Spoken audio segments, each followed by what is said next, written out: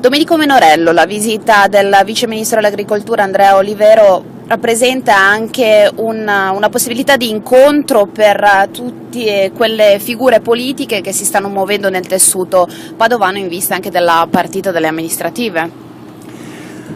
Sì, abbiamo un po' approfittato della presenza del Vice Ministro Olivero e siamo riusciti ad infilare un pranzo frugale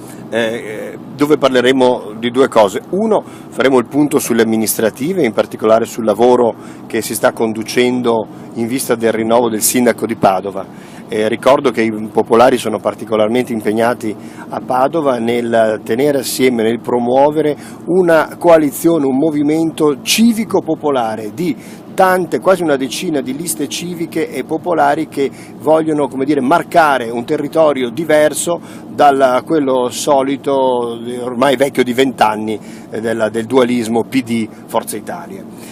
La seconda questione riguarda invece un cammino proprio più del popolarismo veneto ed italiano e abbiamo così invitato cordialmente alcuni amici dell'UDC, alcuni amici dell'NCD a mangiare un boccone assieme ai referenti delle varie province del Veneto dei Popolari per l'Italia e ad Andrea Olivero, con il dichiarato scopo di dare un segnale verso un'unità di tutti coloro che oggi accasati in case, casine, casupole e baracche devono invece costruire quella grande nave, quel grande palazzo in cui possono avere dimora tutti coloro che credono nel popolarismo, nella sussidiarietà alternativa alla sinistra, ma non vogliono più cedere ai facili demagogismi di Forza Italia e di Berlusconi.